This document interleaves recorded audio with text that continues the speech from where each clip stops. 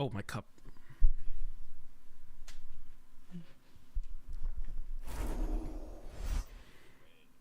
What's poppin', Brawlhalla? We are here Monday, the day after the Winter Championships has finally concluded. I, of course, am Flambeau, and I'm joined with PJ here. We're gonna do a little bit of kind of like a post show for the Winter Champs. You've never done something like this before. I'm so dark. But hey, PJ, how you doing? I'm doing great, man. Right. When I heard I was going to be doing a post show for Winter Championship, I was really excited because I think Winter Championship is like one of the most fun events. You get like the most interesting storylines. You get a lot of crazy upsets. You got a lot of weird stuff going on. So I'm really excited to be here for this post show. Yeah, no, me too. I mean, I think definitely fun. Trying something a little bit new this year, obviously. But also, first tournament of the year meant we really didn't know what was going to be in store, right? We were kind of sitting here like, what have people been cooking in the off season? Who's going to be in the top 8? And luckily, we were not, I think, disappointed, right? Like we had plenty of new names in top 8 across all the different regions. We got to see what's going on with who are the meta legends now, what weapons are people picking, and all across the board, it just ended up being what I would call kind of like a discovery period for a lot of us. There are different things going on in all across the different regions, so it's pretty good. Yeah, no, I definitely agree, and like we keep saying all weekend long, like Winter Championship, first event of the year. It's cool to see kind of what people are doing in the off season, but more importantly, like what the implications are for the Royale, because have different Royales this year. Of course, it's 2 players from every region in North America, South America, and Europe, so the main 3 regions.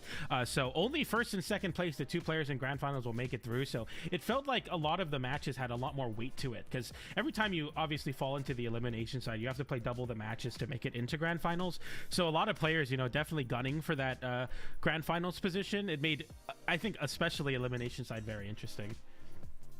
Yeah, no, I have to agree with you, right? I mean, especially, just like the Royale is just like a little bit of a different format, right? In case for the people that weren't around as much last year, like, we're not bringing as many people per Royale per kind of just like region in general, right? And so like I have these smaller pools, but now they're happening effectively twice as frequently. And so it means that there's like kind of a bit more stakes in a way in terms of getting those Royale spots. And so now we have like cemented who those people are going to be across different regions. Yeah, exactly, and it's really cool that we're able to do that so early on here. Of course, in the singles, we were able to get our Royale placers immediately. So there's a lot of interesting stuff happening. You have, I think I want to talk about Europe first, of course, because we started off the weekend with Europe for the Royale spots. And Europe was interesting because Godly didn't check into the bracket, which meant that we were going to have one of the 2 representatives not be Godly at a Royale, which just feels weird to say. But this kind of left a little bit of a vacuum. A lot of people are wondering who's going to be making it in for the EU side. And 2 players stepped up, notably Bamya and Munir. Munir, I want to give a special shout out to as well, making it in through elimination side of top 8. So getting upset early in top 32 and, having to really fight all the way through, beating a lot of great players to get that spot, as well as Bamya. So kind of mirroring, funny enough, they're mirrored in the graphic too, what Markimu was able to do. Very dominant Mordex performance in EU by Bamya. So all in all, I think EU kind of stepped up and had a pretty fun showing to see who got into the Royale for them. Yeah, no, I think I have to agree with you there. I mean, even looking, at the graphic here, it's like you look at the names that made it, and it's not too surprising across the board. I think Bamya is kind of like the big one that everyone's like, oh, snap, like you made it, right?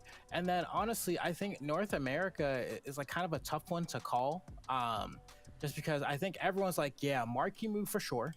But then it's like, who else is going to be there, right? I mean, we had Sandstorm in the bracket, Radish, Java, insane runs from Seikuz and like Brawlhalla.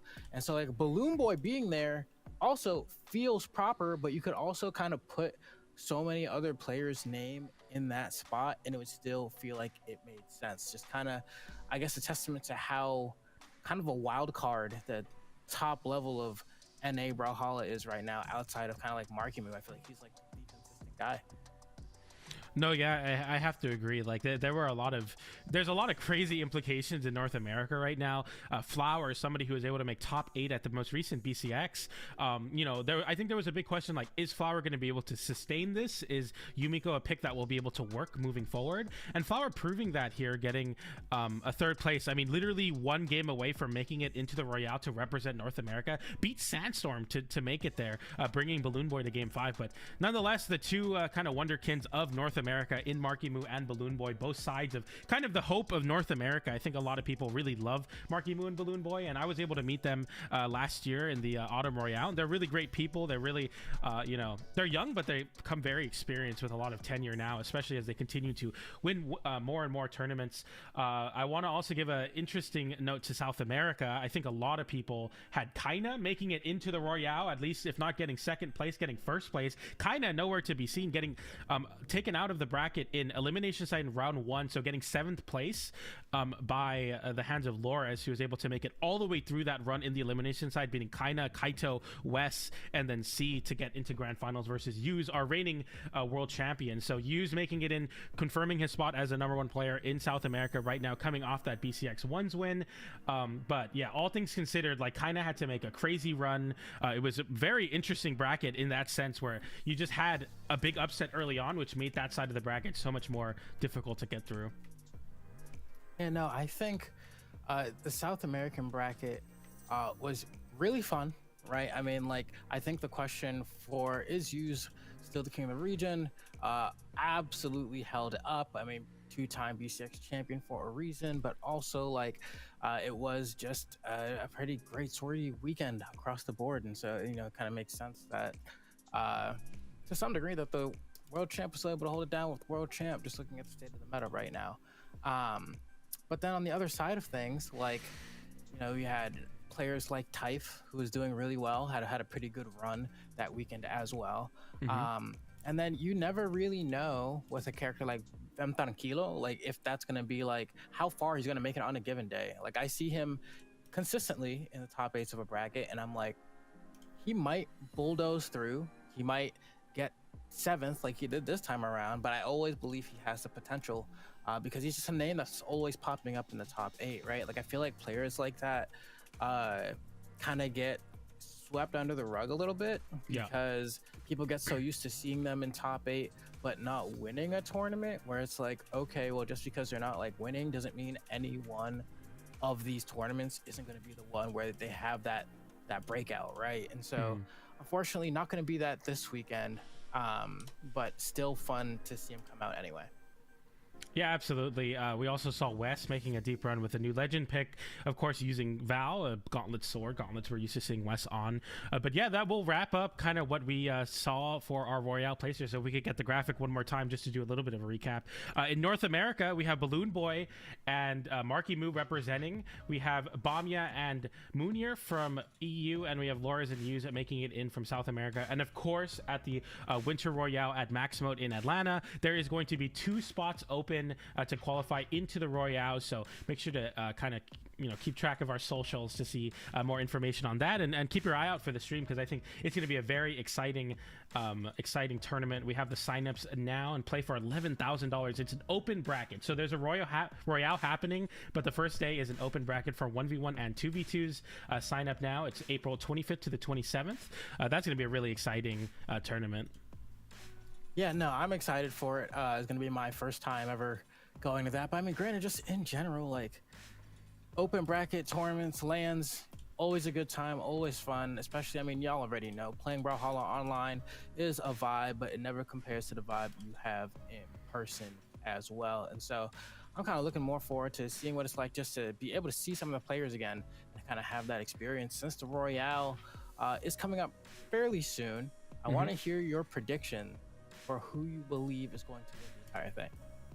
Ooh, man, making me do a Royale winner pick right now is crazy, but I would definitely have to say that I think I got Marky Moo taking the tournament. I think Marky Moo is looking kind of flawless in a lot of spots. We were able to commentate one of his matches on the side stream, and it just kind of felt like when you're not really paying attention to what's happening, because Marky Moo beats you so, like, cleanly that you're like, oh, I'm just getting hit here and then you lose your stock. And I don't really see that from a lot of players, where they're just able to, like, impose their will and make matches look like they're kind of just in the training mode, even versus some of the best players in Brawlhalla. So it'll be really cool to see Marky Moo. I got a lot of faith. Marky Moo on LAN is a different animal as well.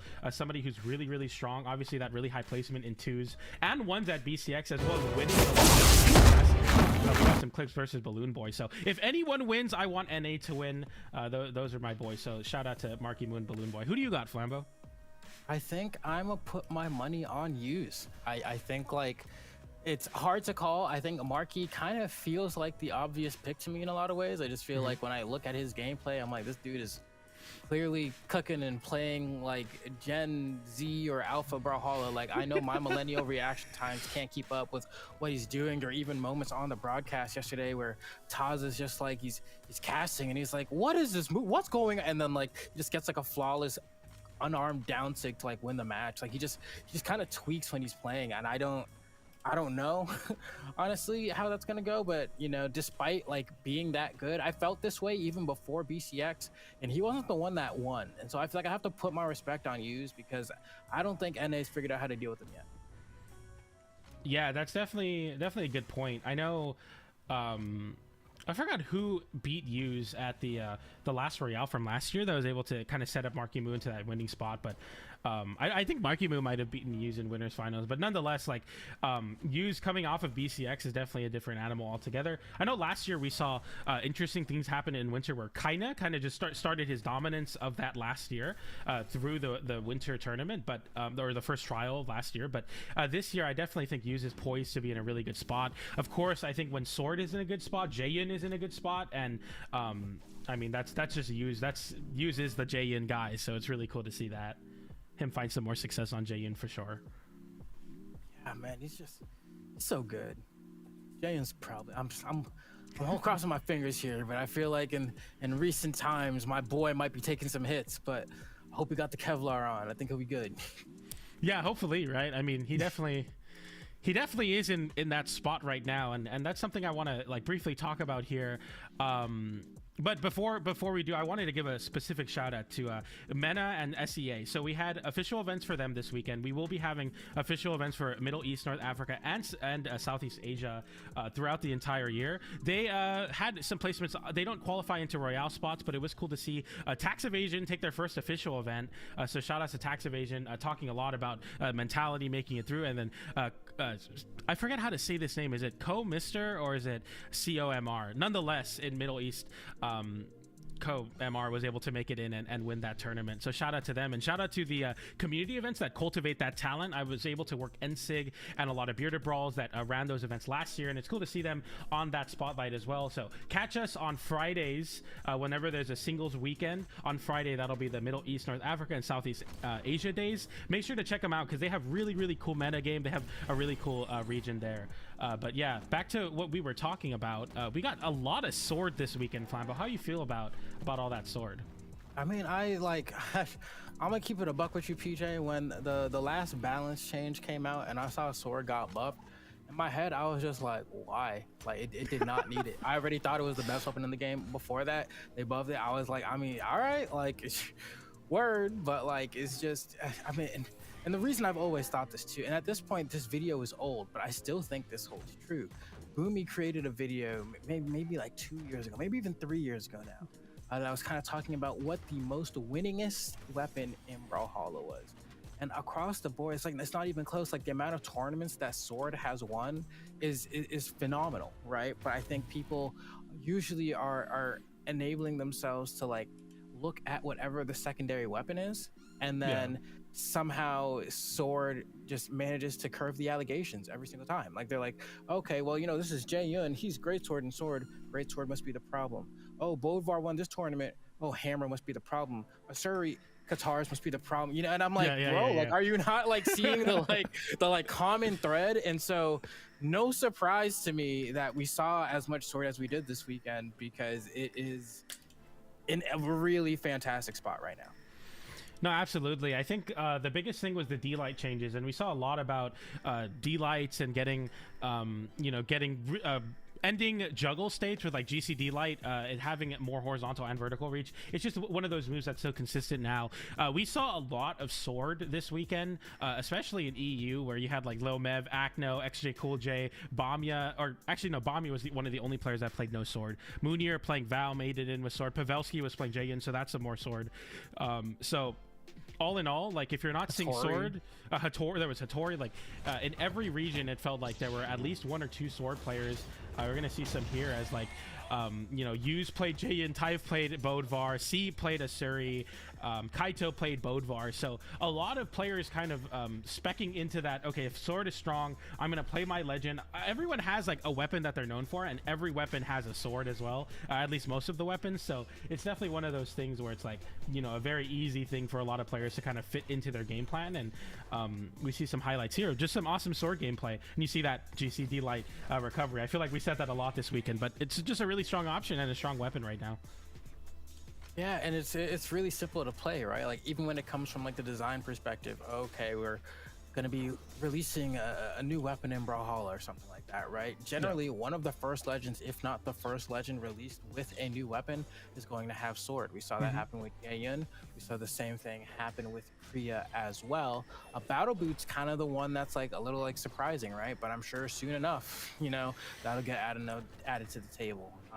It just really rewards good fundamentals, you know. So like, forget the stringiness of Scythe and whatever. If I can just D-Light's air over and over and N-Light because it is fast, then like, what else do you need?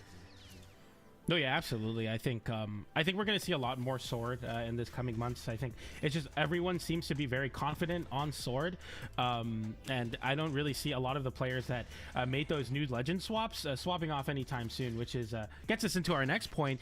New year, new legends. We got a lot of people kind of swapping off their particular legend picks of whatever region, whatever reason that may be, whatever region it may be. A lot of players playing picks that we don't really get to see a lot. I think something to highlight for sure. Sandstorm on the Loki, for example. Pavelski on Jayan. Once again, Kaina playing Bodvar, or not Bodvar, sorry, Olgrim and Bodvar. So it's just like a lot of interesting picks. Were there anything that stood out to you this weekend, Flambeau?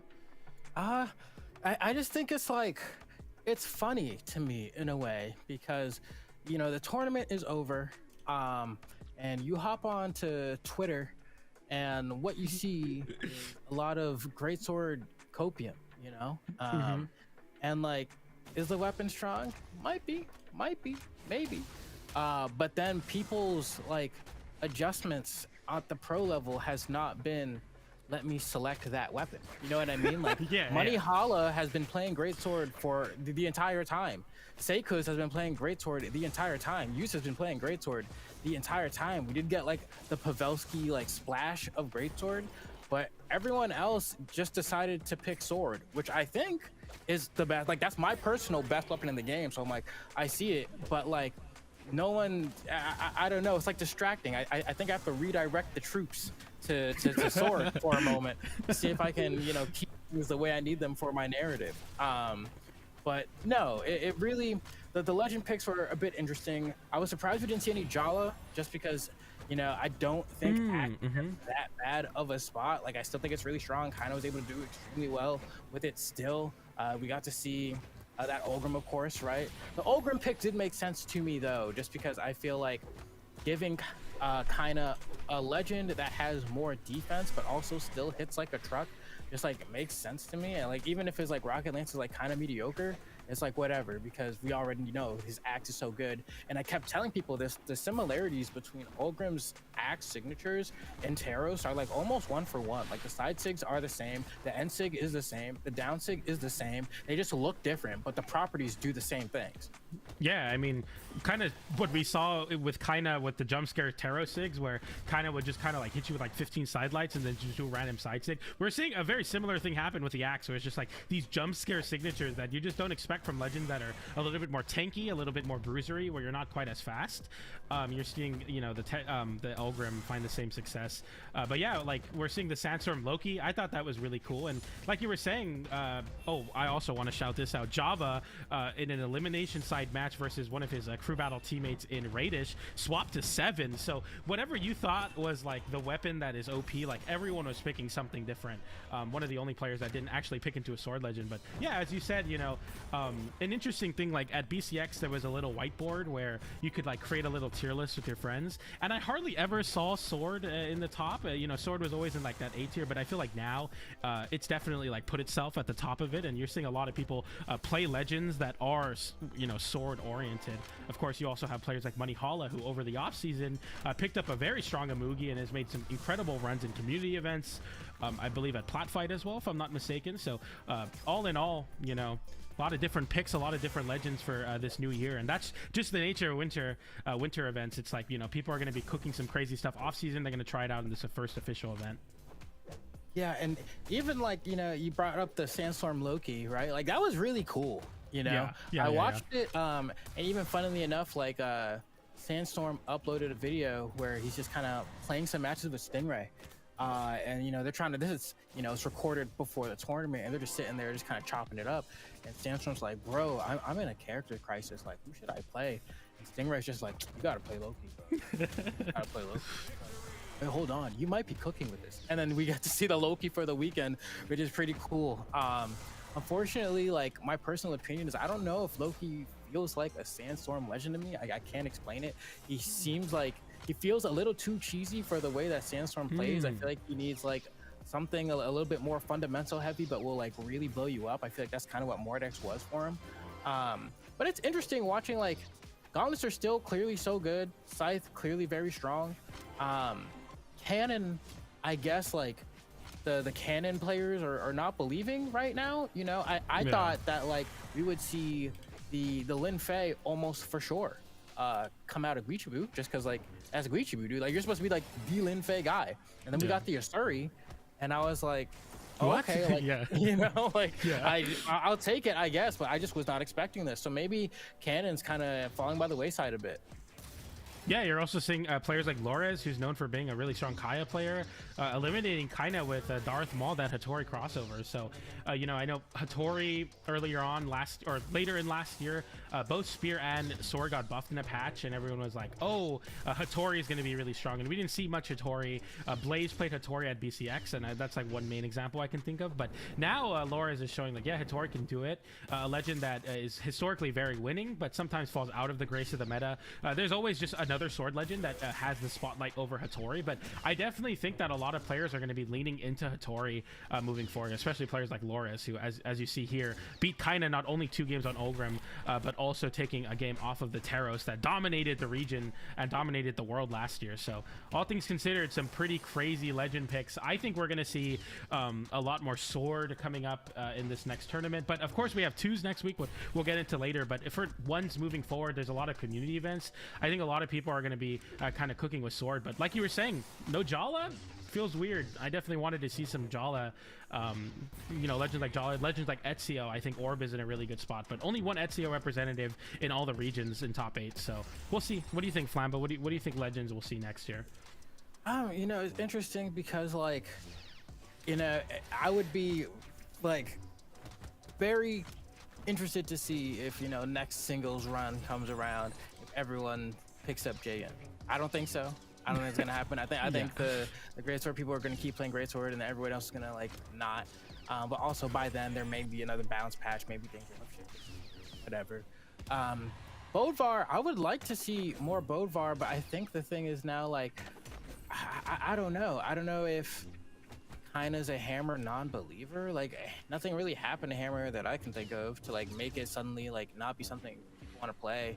But it just like, if Kaina's not playing it and I look at Kaina as like the Hammer guy, then I don't really expect anyone else to want to do so. That's why I was a little bit surprised when we saw the Stingray Zuva. But maybe it was because like, I don't know, I think he just thinks Zuva has really strong SIGs, so maybe that's why we're seeing it. But like, I personally like it when we get more Boots representation in the top cut of tournaments. Seeing Sandstorm not playing any Tesca, no Tesca from West, and Thea has just never been like relevant. Honestly, another kind of unfortunate one. I do love that legend a lot, but she ain't done diddly. And you know, it's kind of tough. 3 defense will do that, I guess, though. Yeah, there's a lot of legends like that where, you know, especially at the Royale, I like events like the Royale where I'm able to kind of like pick the minds of the players. Like, why don't we see some of these legends? And, you know, you got legends like Thea that just don't have a stat line that's very approachable. You know, of course, the defense is very volatile. Jala also having low defense, if I'm not mistaken. So it's like picks like that will definitely be scary in a meta where Sword is so consistently finding KOs. If you can survive 1 or 2 GC downlight recoveries, it definitely will help in your attempt to, you know, make those big upsets happen. But we saw a lot of Val come back. Last year, Val kind of fell out of the graces of the meta. Val was my first main in Brawlhalla, which made me very sad. We saw a lot of Asuri taking the spotlight. Qatar was like what everyone was talking about last year. Now everyone's saying, okay, Sword's in a really good spot. Let's pick up some gauntlets as well. Let's make the Val happen. So it was cool to see that. You know, we saw Wes play Val, which was I think the most notable swap off into a legend.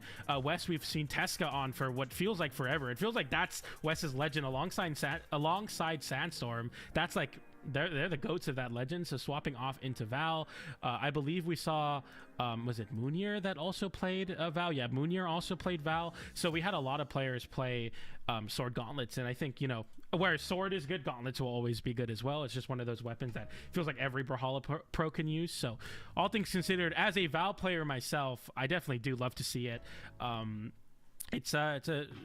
She's a really strong pick right now.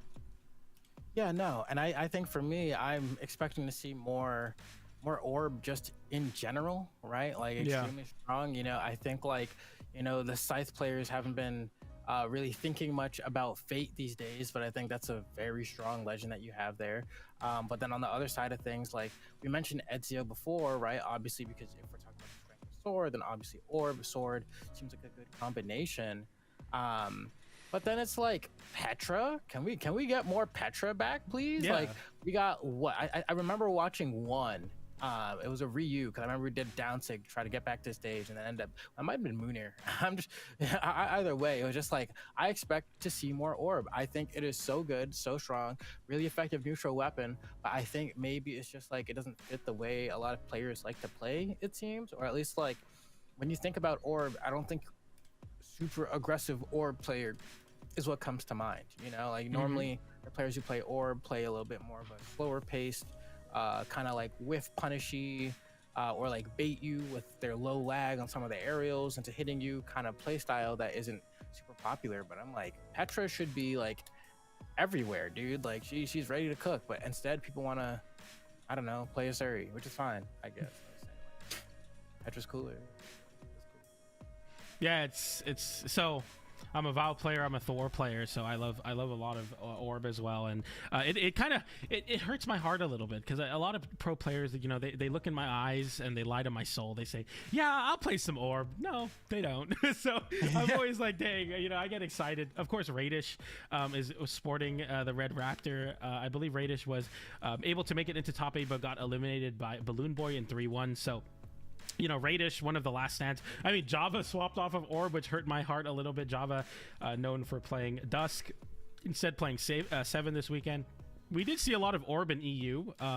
The elimination side final match between Acno and Munir had Acno playing Ezio for all 5 games. Munir played 2 Val games, 1 Petra game, and then 2 Taros games and 1 on Taros. So Taros still really solid as well. But yeah, maybe we'll see some Orb come back. I'm always pushing the narrative like Sword is broken, Orb is broken. Why aren't we seeing more Ezio? Why aren't we seeing more Ezio? Why aren't we seeing more Ezio? Hughes was obviously playing Ezio a little bit at CEO mid-season championship last year, but now just so locked in on the J, and I don't think we're going to see that from Hughes either. So nonetheless, you know, exciting to see some Orb representation, but I think me and Flambeau definitely, we expect to see some more coming into these next couple weeks. Yeah, and even just like looking across the board, right, of just the entire list of weapons in Brawlhalla, right, I think it becomes like pretty apparent like which ones are at least are suffering or at least perceived to be suffering by kind of the top cut of competition, right? Because Rocket Lance, virtually no representation outside of course, Ulgrim, right? But even then, like how many Ulgrims did we really see this week? Like, kind of just and then like I don't know that I remember seeing another top cut, maybe in like EU or something. But then it's like, all right, cool. So clearly Rocket Lance people don't think is in a particularly good spot.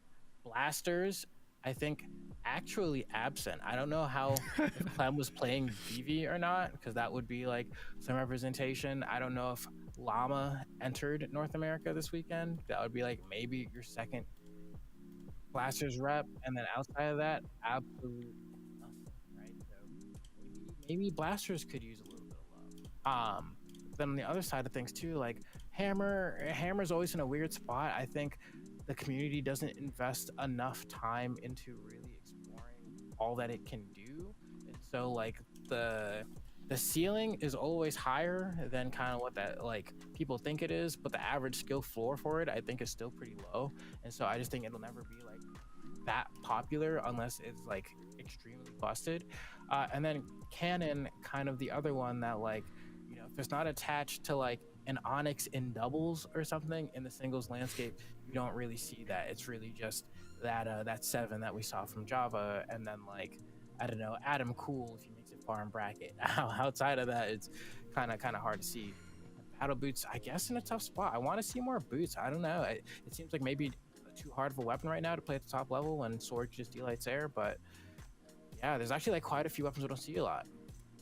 No Yeah, Kaya, exactly. right? Like Yeah, no like Kaya what? bow, but just Oh, yeah, Balloon Boy. Balloon Boy. Yeah, you just got Balloon Boy. I see Balloon Boy in the chat saying, Where's the Koji, dude? Oh, Koji yeah. must be busted. Why is nobody playing Koji? Yeah, Koji is. I mean, I think there's like this hidden thing in Brawlhalla where it's like, oh, like all the top players, like, dude, high dex legends are busted. You could just hit buttons all the time. And I'm like, yeah, Koji's perfect. We saw Impala play Koji a lot in the last year, at the end of the last year as well. So like, where's the bow representation? Where a lot of these weapons, no battle boots at all. Period. No one is playing battle boots. We saw some King Zuva gameplay from, I believe, Stingray, but besides that, it's like very slim pickings for boots players.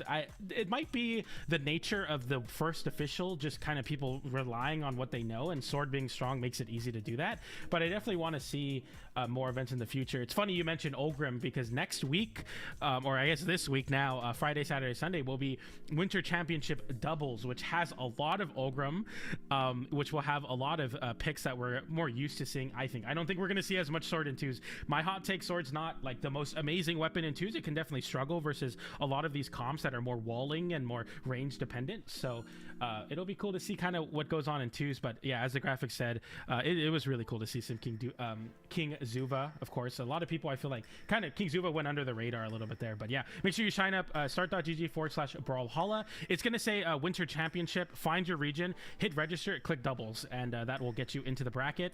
Make sure you do that. Make sure you find a doubles partner. I know a lot of people were using the LF, looking for teammate tag on stream, or just on various social medias looking for teams. Find a teammate. Twos is one of the most fun tournaments for us to commentate over, for us to watch and to play in. So shout out to all the twos players out there, as we're definitely excited to see some winter doubles action. Yeah, doubles is going to be kind of, I don't know. I think it's just going to be Wu Shang Onyx. I'll give it a bug. I think it's going to be Wu Shang Onyx and more Wu Shang Onyx. I'd love to be proven wrong, but it's going to be Wu Shang Onyx with the splash of Balloon Boy. Yeah. Before we get into doubles, we wanted to kind of wrap up this weekend by showing a couple clips here that we thought were really cool. It was something that we were able to commentate on the side stream, was Wes's insane reversal. We'll let that clip play out, because man, it was really cool to see. Wes is my goat. I got to definitely fanboy a little bit on commentary, and there were a lot of great sets, but we definitely want to highlight some of those clips. So we'll get those clips rolling here. Here is the Wes clip. So good, like, even watching it now, like, bro, like, it's so weird. It's so weird because you don't expect, like, he gets the end sig, so he's like barely past white, right? And I'm like, gravity cancel, side light recovery, like, how are you gonna KO him if you send him up? Like, he's gonna have more space to come toward the stage, and then somehow, no, like he just scoops him and then says, yeah, I just took you up to bring you back down. It's like, okay, it's the elevator, I guess. Like, I don't know. That's like like skyscraper at Six Flags. Every I think every Gauntlet player, when we do GC sidelight offstage, facing offstage, we're like, this is what we're cooking, right? Like, we're going to get them with a recovery. We're going to nair them after they panic, jump, or dodge. We're going to ground pound them. We're going to steal the game away. We're going to get the influence for our team. Shout out to Team Sweeters out there. And it's just like, man, seeing it happen in a tournament setting, I'm like, it is real. Like, it can happen. We can win. We've seen what it can do for Wes. But yeah, it's really cool to see. So if you guys are playing ranked this weekend and you see a lot of players going for GC sidelight off stage with Gauntlet, make sure to thank Wes for that one, because I think a lot of players are going to want to replicate that clip. I know I'll be going for that one for sure. Yeah, no, it definitely, I think what's rough about this too, right, is like, I'm watching this clip over and over and over again, and I'm like, the fact that you get like the way dodges up and in here and that gets hit by the recovery just means that, like, I don't know, is he screwed, dude? All that, because he's trying to jump out because he doesn't have a dodge, and so he's like, oh, I have to jump to get away from this, and like fast forward he would have been able to get out, but like it just makes makes everything that happens after that point so free for Wes, because he knows that Ian doesn't have a dodge, and so like Ian, the only mix-up he has is, when do I jump toward the wall? And Wes just has to look at him and wait to ground pound. Well, I will give him the credit though on the timing of his ground pound here, because he doesn't actually let Ian touch the wall, right? Like he goes for that recovery and gets stuffed before he actually gets to touch the wall, and that's why Wes is able to get the KO. Otherwise, he would have gotten all of his options back, and then it would have been a much harder edge guard to get. Yeah, he's so good. Yeah, well, I mean, this is just like, I'm happy to see Wes finding some success, of course, on a different legend in Val. I'm a Val player, so of course I love to see this, but also like showing like, hey, just because I swapped into a sword legend doesn't mean I still don't have those very, very strong Gauntlet. I believe we also have another clip lined up with Seikyu's doing a crazy recovery on Greatsword. Flambo, I wanted you to kind of talk about this, because I mean, I don't play Greatsword, I don't know much about this, but you can maybe talk about this. I don't know if you were able to catch this on the mainstream versus Flower, but a new Magyar into top 8 here, and we have a crazy recovery. Let's see it. Oh, that's insane, dude. Wait, what? Wait, he made it back. What? Oh, that's insane, dude. No, that's actually crazy. Yeah, I know, because I did not get to catch this set live, so this is my first time seeing it. But it's like yeah, I'm watching it and I'm like, yeah, I guess that makes sense. But as someone who's not, like, I've played a fair amount of Magyar, but I just don't think that like I've ever, because I'm like, what? I need to hold on. This is like huge. Hold on. I need to know. Goes up, jumps right, goes under, hits the recovery. He's gonna get hit by the sidelight from Flower. Like, Flower is thinking he's gonna just be KO'd here, right?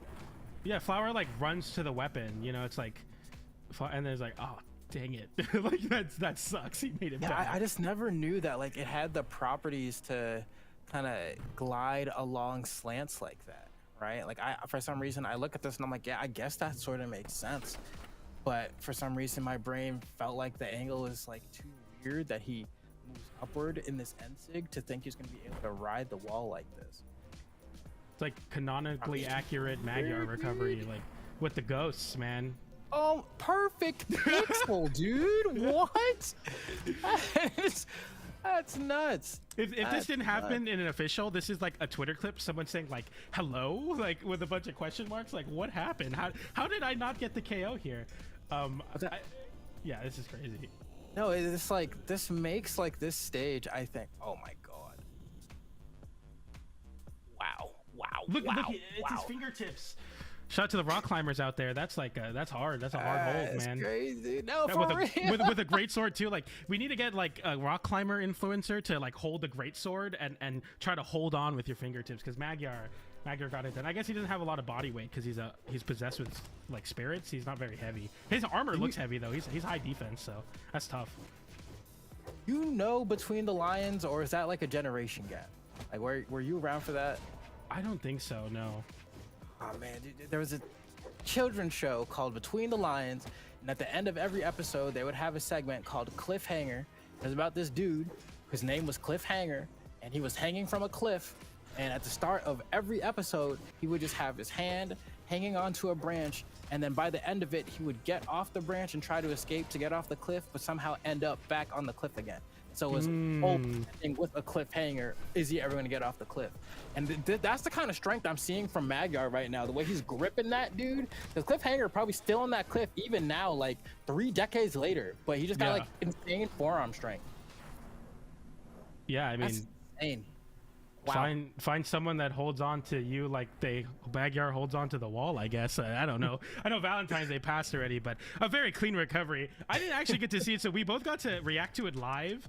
Dude, how mad would you be if you're playing ranked and you're like you saw Flower like dash jumped back to the stage like, I'm gonna go pick up this weapon. I'm a weapon starve. It's like when you get in bed but you forget your phone or something and you're like, oh, it's like I have to go back like, you know, to get my phone. And it's like you kind of see that attitude from him. It's like, oh man, like I didn't get the KO. That sucks. So nonetheless, very, very fun segment for sure. Really great recovery and kind of showing you know, the great sword or the Magyar just character specialist coming in and making it look good there. That's insane, dude. That must feel bad. I'm still thinking about it, but like I've had that moment in ranked before too, where it's like you gotta like play legend matchups and not weapon matchups sometimes, right? And so a lot of the times it'll be like, oh, like this is a guaranteed KO, and then like surprise, it's Jaeyun doing gravity cancel NSIG with sword, or like in this situation it's Magyar doing it with greatsword, or Mugi doing it with greatsword side sig. I feel like especially as the game has accumulated more and more legends, there's just been a lot more legends that have like built-in mobility into their signature kits. I mean, I think even Priya has one of those where she kind of, I think she throws the chakram and then like jumps up to catch it and kicks it back, right? And it moves her. Oh man, don't even get me started. You know, the esports. Why'd you have to bring Priya into this? You know, Priya's not esports yet. You know, one more patch, but yeah, you just gave me flashbacks to a lot of very, very dark times for PJ at the 1 a.m. ranked queue. Like, why did when the demons are out? Why are you playing ranked, dude? I don't know. I don't know. I don't know why I'm playing ranked when Priya's out right now, because Priya. But yeah, anyway, I don't want to get too ahead of myself, of course. But we will look ahead at the next event, which will be Winter Championship doubles. So we were talking about it earlier. We got 2v2s for every region once again. It's going to be SEA Mena on Friday, and then EU South America on Saturday, and North America on Sunday. Twos, excited to see. I think we don't get enough twos love from you know, people. I think a lot of people are, you know, super fixated on ones, but there's a lot of twos players out there that are really, really hyped for this event, and I'm excited to see kind of what people are cooking in the off season. February 28th to March 2nd, of course. But yeah, it should be good. I say what people were cooking in the off season. Hopefully it's not Wushonics. I think we've seen a lot of Wushonics. Hopefully we get to see something else, but it's gonna be. Yeah, it's gonna be. I promise you it is, bro. Like, I don't know. I feel like, I mean, you know, as a contractor and not a dev of Ubisoft and Blue Mammoth Games, I like get to be in this really privileged position where I can like complain about things, because no matter what my opinions are, it like doesn't matter, right? And I just feel like Wu Shang is just like, he's one of those legends where it's like you could snap both of his legs and his arms and he's still just gonna be prominent in the, like, I feel like his SIGs have to like fundamentally change completely to not be goated in twos all the time, or you just have to make gauntlets unplayable, and then even then his spear kit is still too good. So I'm not sure, but he is just like, I don't know, man. Yeah, I'll give a confession about myself here. I was last season, it was hard for me for ranked. I was having a legend crisis, couldn't get out of gold. I was like, dude, I keep swapping legends, nothing feels right. I switched to Wushang, immediately started climbing in rank. Like, Wushang is an incredible character. After the spear NSIG nerf, I was like, I'm still playing Wushang, and Wushang is one of those legends that not only is finding success in ones, but also, as you were talking about, in twos, with a signature kit that is just perfect for the environment, alongside Onyx, who was nerfed last year. A couple of the signatures that are kind of those combo enders.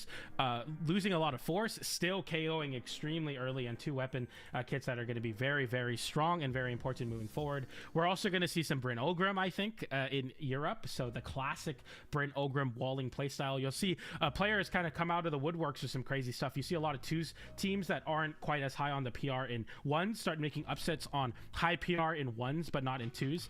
With crazy comps, I've seen a lot of like, more smothering weapons like Katars, for example, which will make its appearance. You'll have players that are kind of swarm play style, where they're just kind of jump on top of the enemy team, stack on top of each other. It'll be, I think, a very fun 2s tournament for sure.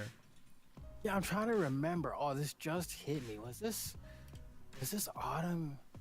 I gotta look up Autumn Champs 2024 Brawlhalla 2v2, because there was this one team, dude, that was cooking, and their team comp was absolutely ridiculous. They had like Jiro and like something else, dude, and I was like, what is this? Yeah, yeah. So, bro, yeah. Oh, I need those guys to win, dude. I need them to win. They are cooking something different, dude. They had seasoning for real. Halo Prince and Hexo, right? Yeah. And Hexo, I believe. Yeah, they got 4th at Autumn Double Championship. I know exactly who you're talking about now. Yeah. Yeah, really, really cool to see. That's exactly what I was thinking of when I was explaining that team comp, like kind of smother like crazy stuff. Players like this, I think, are going to be very fun to watch. So shout out to them. We'd love to see them win. We'd love to see some variance in the 2s meta for sure. Oh, that was so good. Yeah, I almost forgot about that. See, that was the last time I was excited, I think, to really see some new stuff in 2s. It was just like Wushang Onyx, Wushang Onyx, Wushang Onyx. Or before that, it was Double Chronix, right? Yeah, Chronix. Onyx, Chronix, and I was just like, brother, okay, you just from one to the other, But these guys, they're the hope, I think. They're the hope. Yeah, absolutely. But glad you were able to find the names, because I completely blanked on it. I'm like, hopefully Flambo got me, and Flambo did get me. And that will do it for our post-show recap. This is our first time getting it done here, but yeah, we recap winter singles. We were able to see who made it into the Royale. I'm really excited for that. I'm excited to see who's going to be going to max mode for a chance to qualify into the Royale as well. That will also be at max mode. But yeah, all things considered, a W of a weekend. A lot of great players, a lot of competitors showed up, and we still got more Brawlhalla action this month. Of course, this weekend will be Winter Championship doubles. Start.gg/Brawlhalla. Find your 2s partner. Get your little brother if you need to. Get your relative. Get your dog. You don't want to miss this bracket. It's been a pleasure though hanging out with you, Flambo. Any final thoughts here? I mean, I think I've had a wonderful time kicking it with you as well, just kind of looking back through some of the highlights from this weekend.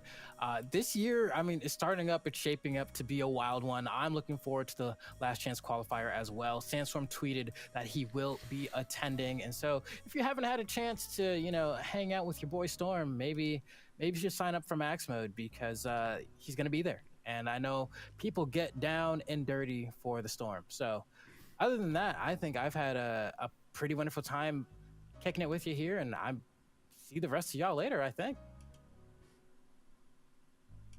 All right, wave it out. Wave it out. Wave it out. Hi, Vagamoto.